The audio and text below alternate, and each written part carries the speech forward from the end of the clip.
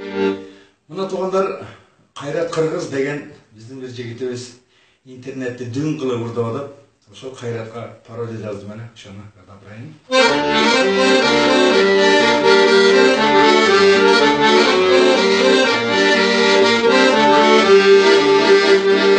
Еркек болып қаттың оқшып ырдадым, қишалаңда бір ордымда тынбадым.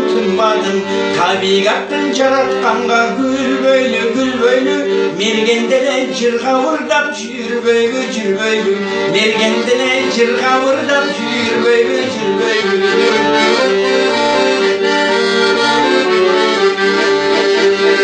Жаш кезімде қыздар менен ойногом, бала кезде сүннет қылып сойбогон, төрөлгөндө еркек емес қыз қылып ырашдар, аттың неге алмаштырып койбогон, аттың неге алмаштырып койбогон, аттың неге алмаштырып койбогон.